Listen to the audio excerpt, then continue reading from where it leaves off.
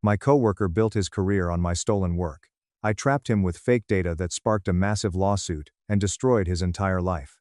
As a result of my charismatic coworker's covert theft of my physical documents over the course of several months in order to establish his golden boy reputation, I placed a concealed camera and a massively booby-trapped false report on my desk. I was able to sit back and watch as the radioactive data that he took not only resulted in him being fired, but also caused a lawsuit that was worth many millions of dollars and banned him from the whole industry. When the office discovered this and attempted to terminate me for spying, I sat back and watched. I am a male who is 29 years old, and I have been employed as a senior data architect at a supply chain and logistics company in Seattle that is of a medium size for almost 4 years now. Major e-commerce businesses and national retailers are among the clients that our company serves, with regard to complicated routing, warehousing optimizations, and freight analytics capabilities. The piece is extremely thick and of a high technical complexity. As you stare at spreadsheets that include hundreds of thousands of rows, you are attempting to reduce the cost of a shipping route by 3 cents, which would ultimately result in a savings of $2 million for a client over the course of a fiscal year. It's not exactly a glamorous career. There are no magazine covers that feature data architects who work in supply chains. However, I adore it. I actually enjoy the challenge that it presents. Throughout my whole life, I have always been a reserved individual, a true introvert.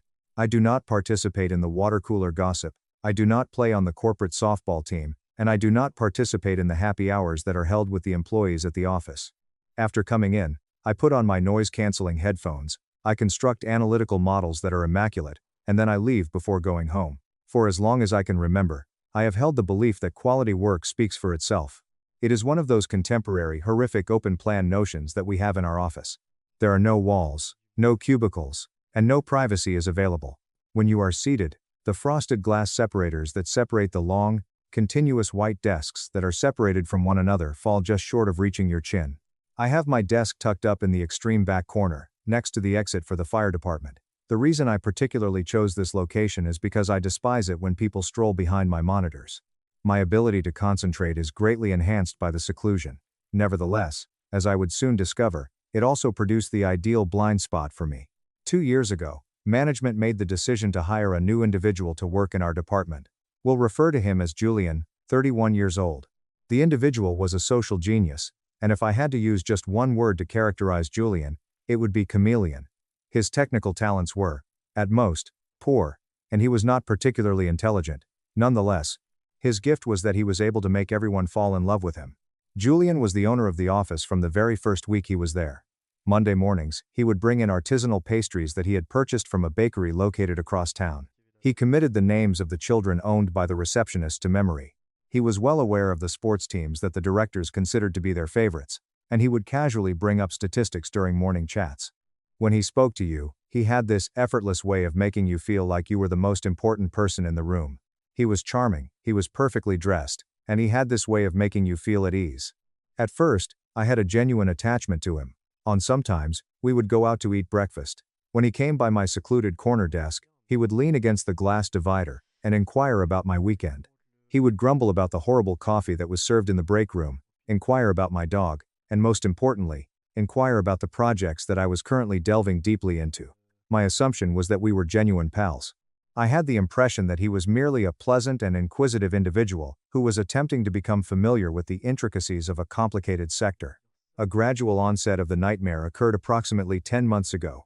I arrived into the office on a Tuesday morning while it was raining, put my coffee down, and reached for a physical routing report that I had printed out and left on my keyboard the previous evening. It had vanished.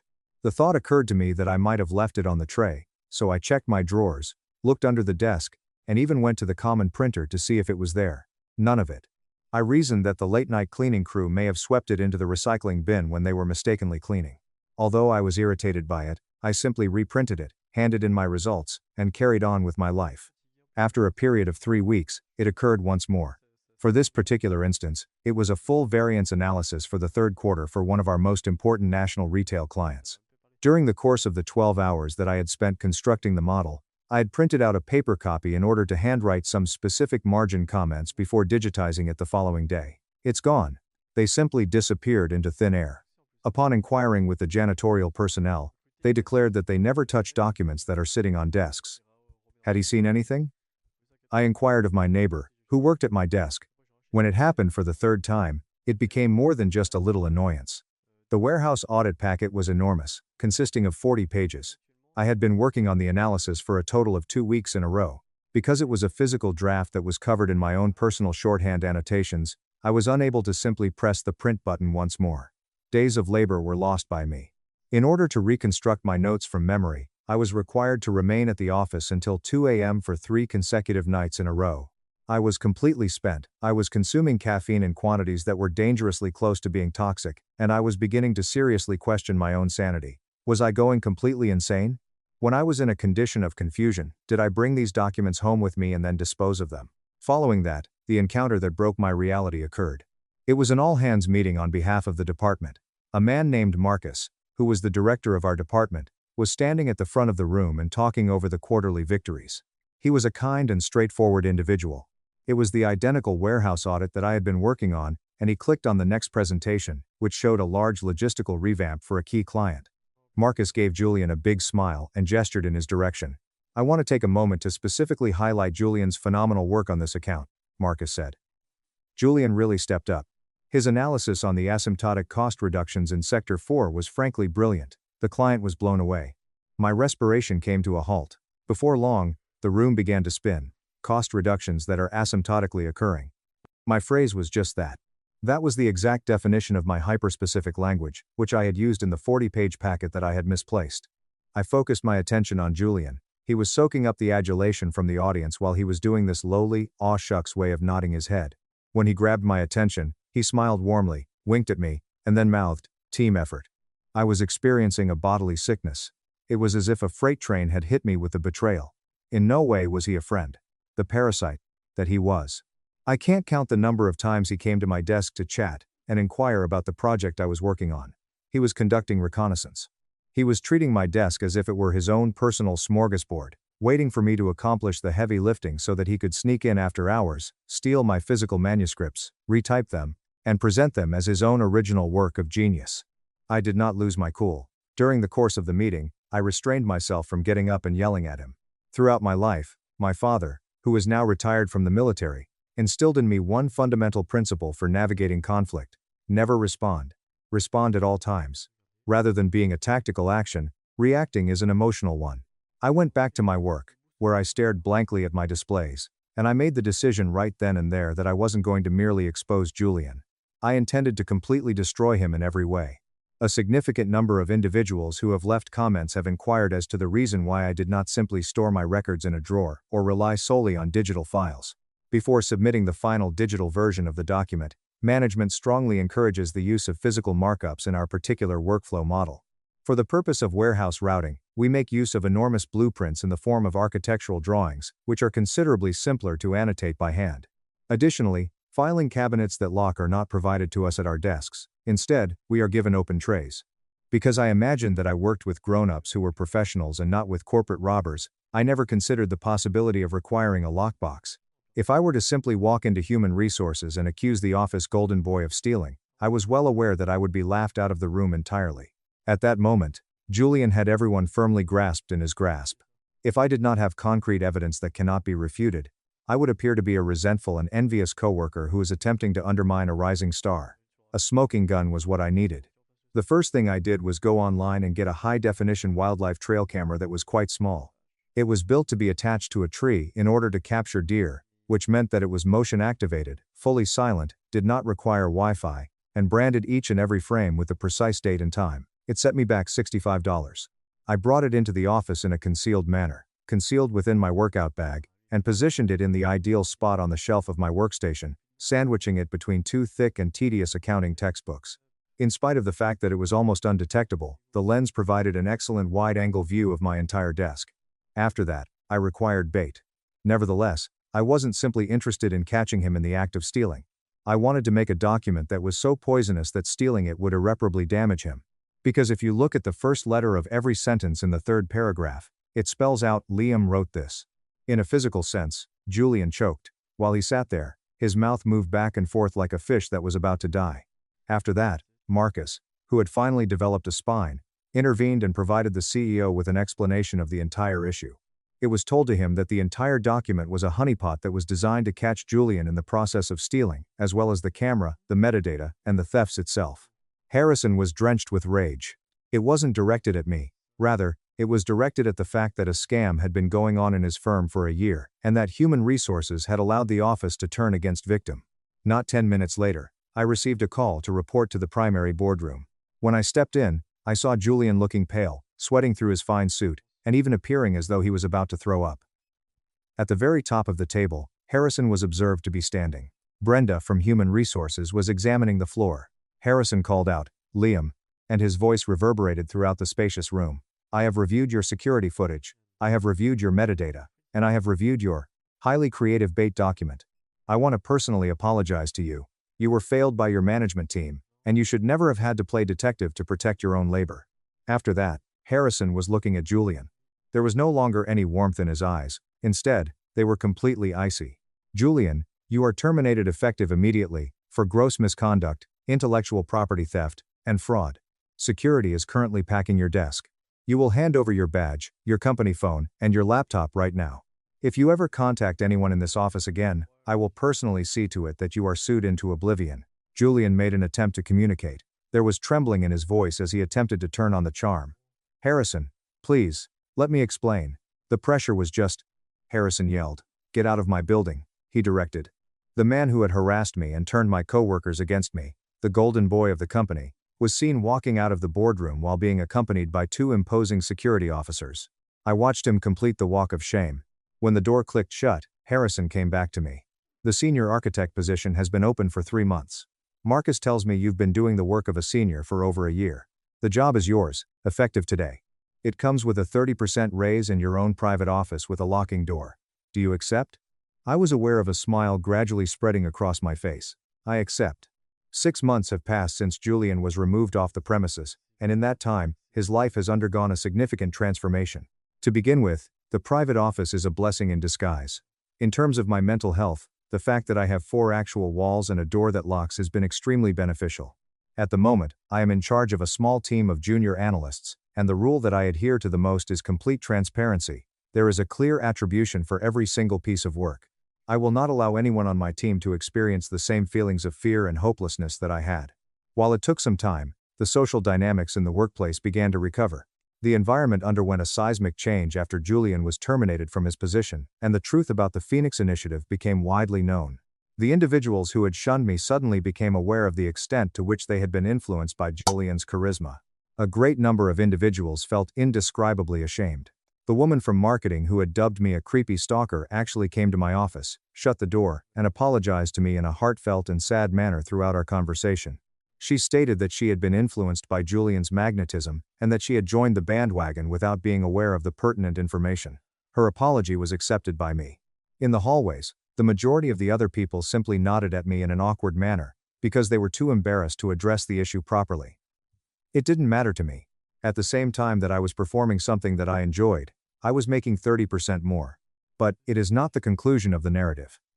Mostly due to the fact that Julian, being the complete and utter psychopath that he is, was unable to simply accept his loss and go on.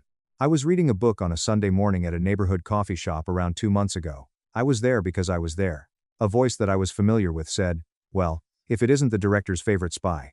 When I looked up, I saw Julian standing there. He didn't look good at all. He appeared to have lost weight, his hair was disheveled, and he was wearing a button-down shirt that was wrinkled and appeared to have been worn while he was sleeping. The lack of effortless charm had fully vanished, and in its stead came an atmosphere that was acrid and empty. He sat down opposite me without my permission and said, "I hope you're happy, Liam. You ruined my life. I had a mortgage. I had plans. You couldn't just talk to me? You had to set me up?" I closed my book carefully, while maintaining eye contact during the entire process. Because of this, I no longer felt angry. I simply experienced feelings of pity. "You didn't make a mistake, Julian," I remarked in a composed manner. "You made a calculated choice to steal from me, night after night, for almost a year. You stole my late nights, my weekends, and my professional credibility so you could play the genius. And when you got caught, you tried to turn the whole office against me to save your own skin. I didn't ruin your life, your own arrogance did." As he scoffed, a sneering expression appeared on his face. "Whatever. Enjoy your little promotion. I just got hired as the director of analytics at Horizon Freight. Better pay, better title?" I don't need your garbage data anyway. After getting to his feet, he violently pushed his chair back, and then he immediately rushed out of the coffee shop. The most significant regional competitor that we faced was Horizon Freight. Upon hearing that he had been offered a director post there, I was irritated for around 10 seconds, until I became aware of something very important. A slacker. Julian was. For the past 2 years, he had been doing nothing but coasting on my efforts. It was completely beyond his comprehension how to construct an effective logistics model from the ground up. When I got home, I waited there. I had a feeling that the other shoe was going to fall. The stunning collapse of Julian's house of cards occurred exactly 4 months after it had been planned. I learned about it from rumors that circulated among the industry, and I subsequently confirmed it with Marcus, who was really excited when he informed me about it. When Julian first started working at Horizon Freight, he was under a great deal of pressure to demonstrate that he was deserving of the enormous new pay he was receiving. It was imperative that he achieve a significant victory right away. The fact that he no longer had me to steal from caused him to experience a state of terror. So, what exactly did he do? Over the course of his employment at our organization, he utilized his personal backup disks. In particular, he retrieved the digital copy of the Phoenix Initiative, which he believed to be the only brilliant model he had left. Indeed, he utilized the paperwork from the poison bait. It was not known to him that the math was flipped. It was unknown to him that the zip codes were lethal. After cleaning up the acrostic Liam wrote this, and making some formatting adjustments, he presented the Phoenix Initiative to Horizon Freight's most important client, a national grocery chain, as his own innovative plan. The newly appointed director was trusted by Horizon Freight. The model was put into action by them. Within the span of 3 weeks, the whole supply network of the grocery chain came to an abrupt halt. Instead of being dispatched to densely populated urban areas, trucks were being routed to vacant properties in rural areas. There was a problem with perishable items going bad in warehouses, since the timetables for routing were mathematically impossible to meet. Over the course of less than a month, the customer suffered losses of around $4.2 million due to ruined goods and missing delivery. Immediately, the customer terminated their contract and threatened to sue Horizon Freight until they were unable to defend themselves. After experiencing a state of fear, the executives of Horizon decided to bring in forensic auditors from the outside in order to determine the cause of their routing model's catastrophic failure. The auditors investigated Julian's code extensively. Not only did they discover the inverted matrices, but they also discovered the minuscule white type that was concealed within the borders of the digital file. This is my employment identification number, along with the covert digital watermarks that Apex Logistics has implemented. The company Horizon Freight came to the realization that Julian had not only produced a disaster that was worth multiple millions of dollars, but that he had done it by stealing intellectual property from a direct competitor that was copyrighted and had significant flaws. Instantaneously, Horizon terminated Julian's employment.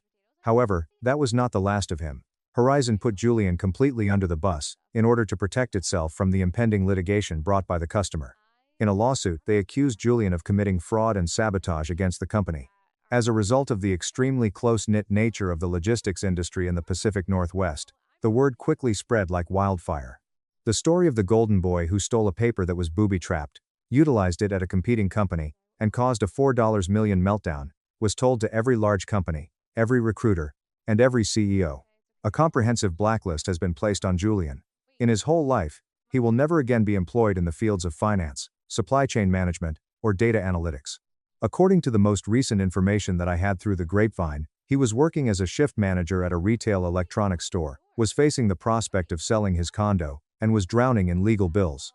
Occasionally, when I am sitting in my private office, which is a quiet place, and staring out the window at the skyline of Seattle, I find myself thinking about that concealed camera. When I contemplate how close I came to quitting my job, I think of how the office turned against me. This experience imparted upon me a valuable lesson. Charm has the ability to influence a space, but it cannot influence basic data. If you ever find yourself in a scenario in which someone else is taking credit for the hard work that you have put in, you should not let your emotions determine how you behave. Keep a record of everything. Develop your argument in a stealthy manner. They should be allowed to become accustomed to their arrogance. You should also make sure that the bait is something that they will never, ever, be able to digest when you finally set your trap. Please remember to keep your receipts at all times.